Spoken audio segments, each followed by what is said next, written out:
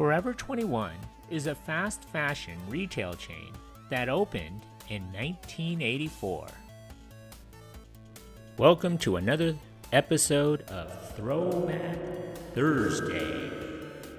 So stay tuned on a random Thursday for a new remade video of an old video that I did before. Thanks.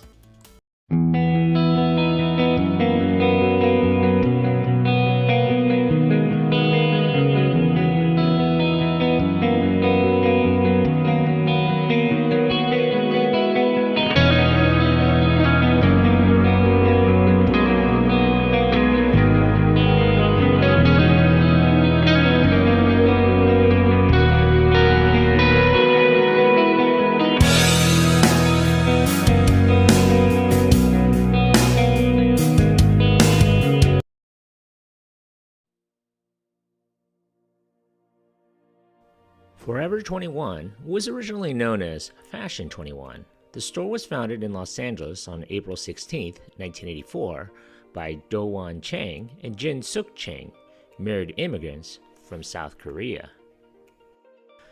Do-Won Chang had immigrated to the United States from South Korea in 1981. He had worked 3 jobs to save up money to open his first store. The original 900 square foot store was located at 5637 North Figueroa Street in the Highland Park area. Funded with $11,000 in savings, designs similar to those seen in South Korea were sold to and targeted to the Los Angeles Korean American community. Merchandise was acquired at wholesale closeouts from manufacturers, with sales totaling $700,000 in the store's first year of operation. Over the next few years, Chang opened more stores, and eventually the chain was renamed Forever 21. Forever 21 was incorporated in California in March of 1987. Chang named himself CEO of the new company, while his beautician spouse ultimately took over merchandising. Their goal was to bring new fashions to the working masses at low costs. While other clothing companies sourced products abroad to keep costs down, Forever 21 preferred to work with domestic manufacturers. This allowed the company to get the latest fashions on the shelves well before its competitors. The first mall-based store was opened in 1989. By this time, the company had 11 units averaging 5,000 square feet. All were located in California until 1995, when one opened in Miami's Mall of the Americas. By the end of the decade, Forever 21 was up to 100 stores, some of them even 9,000 square feet or more.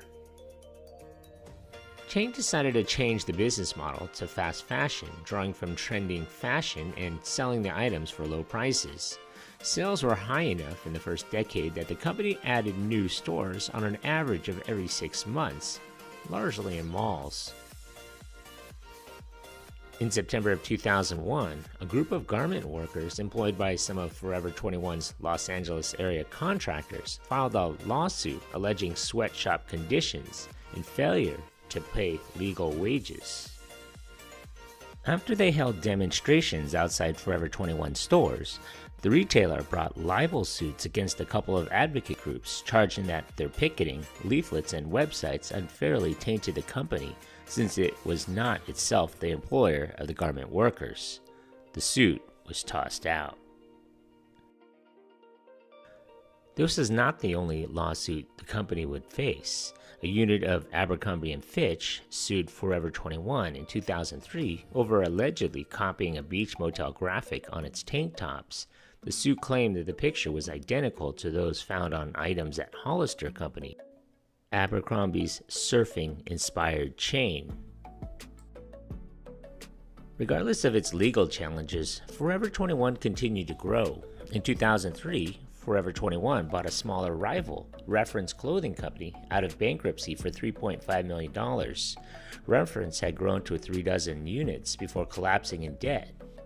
Forever 21 would convert 14 of those stores to a Forever 21 name. Forever 21 had been operating 153 stores before the deal.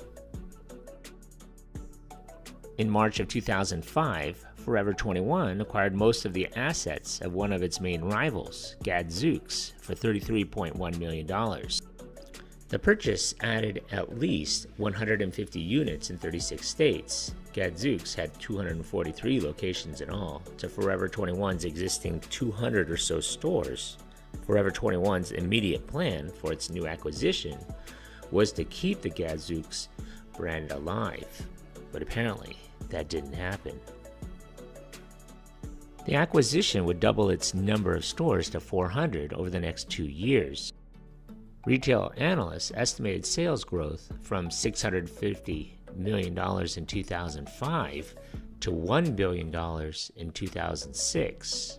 Unlike its competitors, the company also focused on whole families rather than teenagers exclusively, and at a typical 25,000 square foot store, has significantly larger stores.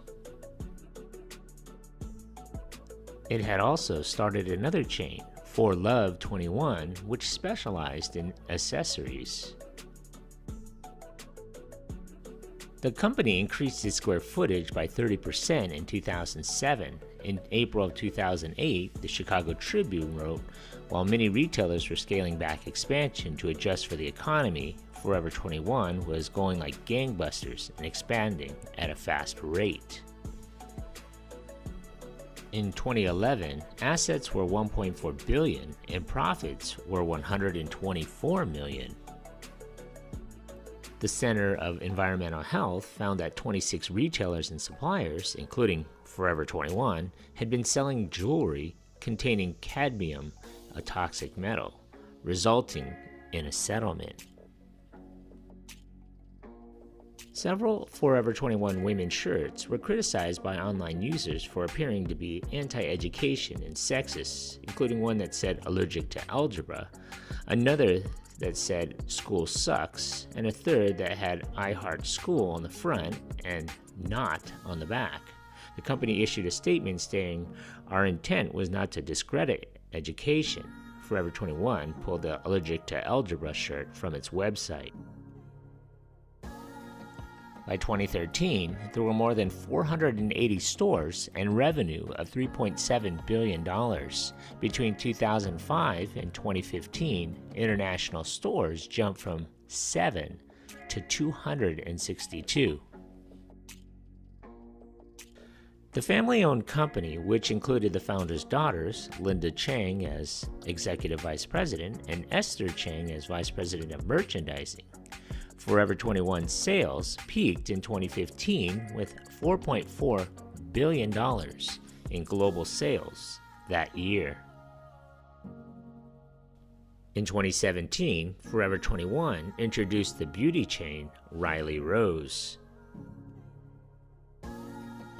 Forever 21 reached its peak in 2015. At that point, sales and revenues began to plummet.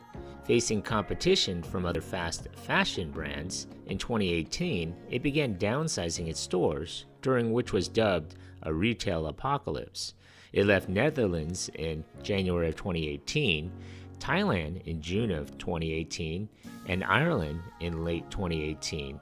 Forever 21 then pulled out of Taiwan in 2019.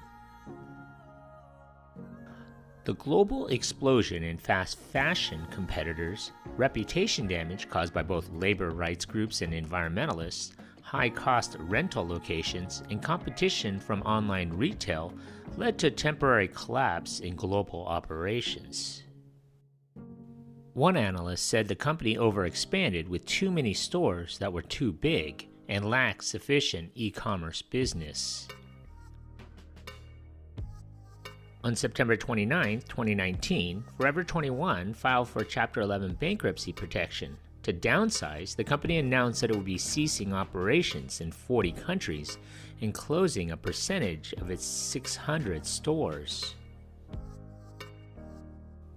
As part of the bankruptcy proceedings, Riley Rose closed all of its 100 stores. On February 2, 2020, it was announced that Forever 21 had reached a deal to sell all of its assets for $81 million to Simon Property Group, Brookfield Properties, and Authentic Brands Group, ABG. The net worths of Forever 21 co-founders Jin Suk and Do-Wan Chang had plunged alongside the store's sales. Its founders lost their billionaire status that July. At the company's peak in 2015, Jin Suk and Do-Wan Chang had combined net worth of $5.9 billion, according to Forbes. Their combined fortune had fallen to $1.6 billion, or $800 million each. The brand today operates stores in multiple countries. As of May of 2022, Forever 21 operates over 600 stores, including, as of July of 2022, 407 U.S. stores in 43 states, with the highest densities in California, Texas, Florida, New York, Georgia, New Jersey, Pennsylvania, and Illinois. The original store in Los Angeles remained in operation until 2020, bearing the chain's original name. Forever 21 was once a powerhouse in the fast fashion industry, operating over 800 stores worldwide at its peak. However, shifting consumer shopping habits and rising competition from digital retailers like Temu and Shein have continued to strain its brick-and-mortar operations. Forever 21 locations are expected to close, have been losing money for years. To keep these stores operational, the company had reportedly withheld royalties and rent payments in various locations. The Forever 21 brand and intellectual property remain under the ownership of Authentic Brands Group, which licenses to F21 OpCo.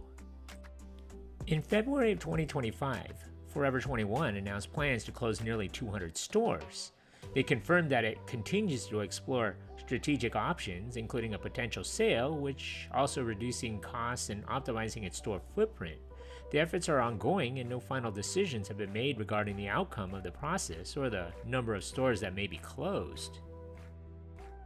Some mall-based stores in Fresno and Bakersfield and Palm Desert, which are the pictures you see here, have already put up going out of business signs. The Los Angeles-based retailer is heading into its second bankruptcy. The process is expected to kick off as soon as March of 2025. The potential bankruptcy is also looking for a buyer for the retailer's remaining stores. If a qualified buyer is found, the retailer may be able to restructure and remain operational in some capacity. However, if no suitable investor steps forward, Forever 21 could face full liquidation, marking the end of an era for the once iconic fashion chain. If no buyer steps forward during the restructuring, the retailer could be forced to liquidate its remaining 350 stores, a move that would have a significant impact on shopping malls and retail workers across the country. So what do you remember about this place? Leave a comment or a suggestion for a future video below. And if you haven't already, hit that like button and don't forget to subscribe to my channel. Thanks for watching.